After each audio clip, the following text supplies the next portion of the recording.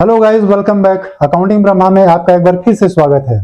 तो हम लोग पढ़ रहे हैं बिजनेस स्टडीज चैप्टर 3 और आज का सेशन है सेशन नंबर 3। तो आज जो हम लोग पढ़ने वाले हैं वो होगा स्टैट्यूटरी कॉर्पोरेशन और इसको हम डिटेल में समझेंगे। इसके फीचर्स क्या होते हैं, मेरिट्स क्या होते हैं, डीमेरिट्स क्या होते हैं। ऑलराइट, तो वीडियो स्टार्ट करने से पहले आपसे रिक्वेस्ट है कि अगर आप इस चैनल पर नए हैं तो आप प्लीज चैनल को सब्सक्राइब कर लें और ये वीडियो अंत तक जरूर देखें ताकि आपको बिजनेस स्टडीज से रिलेटेड सारी इंफॉर्मेशन एक डिटेल में मिलती रहे। ऑलराइट, तो चलिए वीडियो स्टार्ट करते हैं। Let's begin.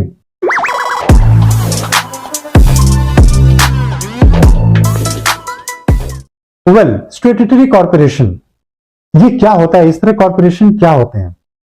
देखिए, इस तरह कॉर्पोरेशन जो होता है वो बेसिकली पार्लियामेंट में बनता है। ओके, अब वो पार्लियामेंट जब मैं बोलता हूं तो इसका मतलब ये नहीं हुआ कि वो सेंट्रल गवर्नमेंट ही सिर्फ बनाती है। स्टेट गवर्नमेंट में लेजिस्लेशन में भी ये बनता है। ओके, तो स्टेट लेजिस्लेशन भी क्या करती है, इस तरह की कॉर्पोरेशन का फॉर्मेशन करती है। ओके, वेल, अब इस तरह की फॉर्मेशन कैसे होता है? तो देखिए क्या होता है कि अगर किसी तरह की ऑर्गेनाइजेशन बनाना है तो सबसे पहले उसका ड्राफ्ट बनता है, उसका बिल रेडी होता है और उसको पार्लियामेंट में उसको पेश किया जाता है, उसको प्रेजेंट किया जाता है। अब वहां पर क्या होता है, डिस्कशंस होते हैं, बहुत सारी वोटिंग पड़ती है और जो भी होता है उन लोगों का फेवर एंड अनफेवर फेवर देखा जाता है और उसके बाद से उसको एक एक्ट में कन्वर्ट कर दिया जाता है। तो जैसे कि आप देखे होंगे कुछ दिन पहले ही क्या हुआ था, कुछ साल पहले बेसिकली हमारा डिमोनेटाइजेशन हमारे देश में हुआ था। तो वो क्या हुआ था, बेसिकली वो एक बिल था जिसको पार्लियामेंट में उसको पेश किया गया, उसको प्रेजेंट किया गया और उस पर डिस्कशंस हुए और उसके बाद उसको एक एक्ट बना दिया गया और बैंकिंग सिस्टम में उसको डिप्लॉय कर दिया गया, उसको इंप्लीमेंट कर दिया गया। ओके, तो इस तरह से इसकी फॉर्मेशंस होती हैं। ठीक है, तो अभी आप देख सकते हैं मेरे स्क्रीन पे यहाँ पर कुछ तरह के यहाँ पे स्टैट्यूटरी कॉर्पोरेशन का एग्जांपल है। जैसे कि सबसे पहला एग्जांपल है LIC। ठीक है, देन दूसरा है एयर इंडिया, तीसरा है Reserve Bank of India, then Food Corporation of India, State Bank of India, ONGC। ठीक है, इस तरह के कई सारे कॉर्पोरेशन होते हैं। ओके, तो ये उसके एग्जाम्पल है। ओके, अब देखते हैं कि इसके फीचर्स क्या होते हैं। वेल, तो फीचर ऑफ स्टैट्यूटरी कॉर्पोरेशन, सबसे पहला चीज है कि ये एक आर्टिफिशियल पर्सन होता है और एक लॉ से बनता है जो कि एक लीगल सेपरेट एंटिटी होती है। अच्छा, इसमें तीन बातें समझनी है हमको। पहला क्या समझना है कि आर्टिफिशियल पर्सन। आर्टिफिशियल पर्सन क्या होता है कि वो एक्ट तो एक पर्सन की तरह करेगा लेकिन वो एक्चुअली वो रियलिटी में वो एक पर्सन नहीं होता है। ओके, जैसे कि एक ह्यूमन बीइंग, जैसे कि मैं आप क्या कर सकते हैं, हम लोग सांस ले सकते हैं, फील कर सकते हैं, टच कर सकते हैं, देख सकते हैं, राइट। लेकिन ये जो बॉडी होती है, कॉर्पोरेशन जो होता है, ये ये सब काम नहीं कर सकता है। अच्छा, हमारे पास में क्या होता है, as a human being asset होते हैं, लाइबिलिटी भी होती है, राइट, हमारे पास। तो इसी तरह से इनके पास भी होती है। तो जैसे हम लोग पर्सन है वैसे ये लोग भी पर्सन है। ठीक है, ये कंपनी भी बेसिकली पर्सन होती है बट एक आर्टिफिशियल पर्सन होती है because they can not act like normal human being. Okay, दूसरा जो हमको चीज समझना है कि क्रिएटेड बाय लॉ। तो जैसे प्राइवेट सेक्टर में क्या होता है कि वो एक रजिस्ट्रेशन प्रोसेस से वो कंपनी बनती है। ठीक है, एक इंडिविजुअल कोई भी एक बंदा कंपनी खोल सकता है, ठीक है, बाय रजिस्टरिंग देमसेल्फ। लेकिन ये जो होता है एक लॉ से बनता है। स्टैट्यूटरी कॉर्पोरेशन जो होती है एक लॉ से बनता है।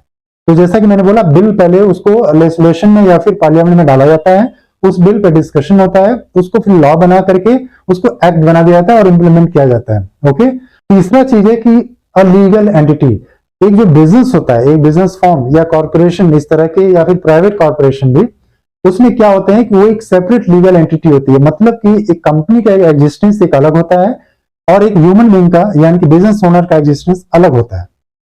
ठीक है, लेकिन ये सोल प्रोप्राइटरशिप में नहीं होता है। क्यों? क्योंकि उसमें सोल प्रोप्राइटर जो होता है, बिजनेस का जो ओनर होता है, वही उसका सब कुछ होता है। तो उसमें जो असेट और लायबिलिटी होती है वो एक पर्सन के नाम पे होती है। ठीक है, लेकिन इस तरह के ऑर्गेनाइजेशन में जो स्टैट्यूटरी कॉर्पोरेशन हुए, इसमें क्या होती है कि सब कुछ असेट एंड लायबिलिटी कंपनी के नाम पर रहेगा और जो भी ट्रांजैक्शंस वगैरह होंगे, जो भी इनकम होंगे, वो सब कंपनी का होगा। और जो बिजनेस के ओनर हैं या फिर उसके जो बोर्ड ऑफ डायरेक्टर या कंपनी के आप कह सकते हैं डायरेक्टर, वो लोग क्या होते हैं, उनकी एक एग्जिस्टेंस अलग होती है, उनका इससे कोई मतलब नहीं होता है, इसकी कंपनी के प्रॉफिट एंड लॉस से, उनके असेट और लायबिलिटी से। ओके, तो ये बात समझ में आ गई। दूसरा फीचर देखते हैं। दूसरा जो इसका फीचर है वो है कि ये स्टेट गवर्नमेंट इस तरह के ऑर्गेनाइजेशन को ओन करती है और उनको असिस्ट करती है bye subscribing their capital in fully और पार्शियली।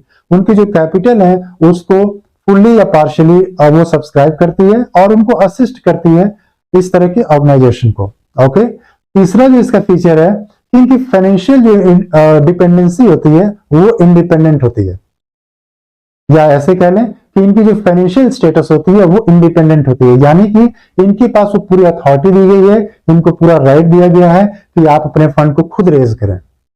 अब वो फंड कैसे रेज करते हैं? बाय इशूइंग शेयर्स या बोरोइंग्स। ओके, तो इस जब ये बिजनेस में खुद का फंड रेज करके डाल रहे हैं तो जो उसका प्रॉफिट होगा, ये इनकम होगी, वो किसका होगा? वो गवर्नमेंट का नहीं होगा। ओके, डिपार्टमेंटल अंडरटेकिंग में क्या होता था? गवर्नमेंट का होता था। लेकिन स्टैट्यूटरी कॉर्पोरेशन में क्या होगा कि ये जो पर्टिकुलर जो ऑर्गेनाइजेशन होगा, जो कॉर्पोरेशन होगा, उनका होगा, क्योंकि वो फंड खुद रेज कर रहे हैं। ऑलराइट, इसका चौथा जो फीचर है वो है ओन स्टाफिंग सिस्टम, यानी कि ये अपना रिक्वायरमेंट फुलफिल करने के लिए एम्प्लॉयमेंट का ये लोग अपना खुद का स्टाफिंग सिस्टम बना सकते हैं और एम्प्लॉय हायर कर सकते हैं। इनके पास वो पूरी अथॉरिटी दी गई है।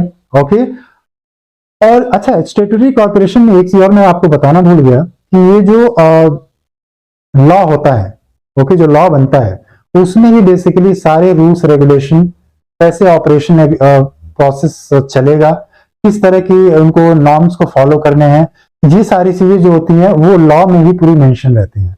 ओके, ये स्टैट्यूटरी कॉर्पोरेशन का एक और इसका मीनिंग हो गया। ओके, तो जितनी भी लॉ होती है बेसिकली, जितने भी कंपनी, ऑफकोर्स हर कंपनी में एक लॉ होती है, एक रूल्स रेगुलेशन होता है, वो उनको जो फॉलो करना पड़ता है, वो सारे कुछ उस ड्राफ्ट में, उस बिल में मेंशन रहता है।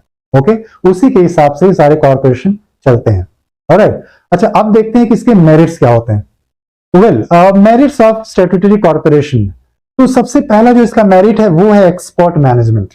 ओके, इसमें मैनेजमेंट, क्योंकि इसमें बेसिकली गवर्नमेंट का इंटरवेंशन ज्यादा नहीं होता है, तो मैनेजमेंट खुद अपना इंडिपेंडेंट है, अपने खुद के डिसीजन लेता है, तो उसमें स्किल्ड मैनेजमेंट उसमें बहुत अच्छी रहती है।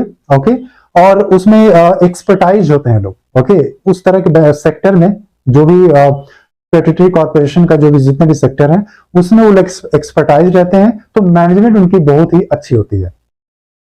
दूसरा जो इसका मेरिट है वो है ऑटोनॉमी इन एडमिनिस्ट्रेशन।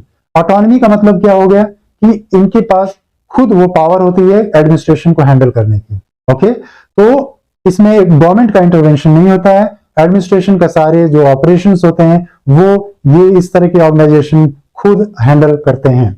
ओके, तीसरा है quick decision making. Of course ये इसमें खुद ही वो लोग अपना जो बोर्ड ऑफ डायरेक्टर होते हैं वो सारे डिसीजन ये लोग खुद लेते हैं। जिस तरह के बिजनेस का अपॉर्चुनिटी हो या फिर बिजनेस से रिलेटेड किसी तरह का चेंजेस लाना हो या कोई एक्टिविटी परफॉर्म करनी हो, इससे रिलेटेड जो भी डिसीजन लेना है वो स्टैट्यूटरी कॉर्पोरेशन के बोर्ड ऑफ डायरेक्टर क्विक लेते हैं।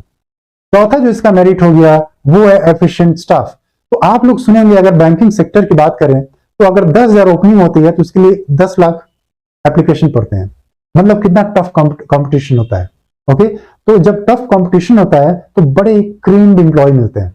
ओके, तो इनका जो स्टाफिंग सिस्टम होता है, जैसे कि इनका खुद ऑटोनॉमी होती है, खुद का इनका अपना खुद का इनके पास पावर होती है, और ये लोग जो स्टाफ को हायर करते हैं वो बड़ा एफिशिएंट होते हैं क्योंकि इनके पास ऑप्शंस बहुत ज्यादा रहते हैं एम्प्लॉयज के। ओके, जो इसका पांचवा मेरिट है वो है ईज ऑफ रेजिंग कैपिटल।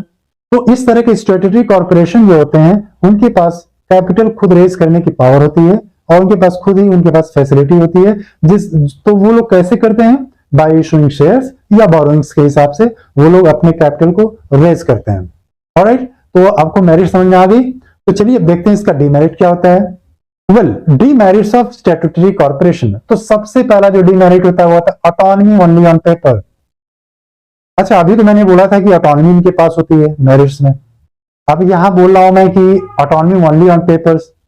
तो क्या होता है कि इस तरह के ऑर्गेनाइजेशन जो होते हैं statutory corporation basically government organisation होते हैं, तो क्या होता है ना कि इसमें जो पावर होती है बेसिकली वो सिर्फ पेपर पे ही रहता है।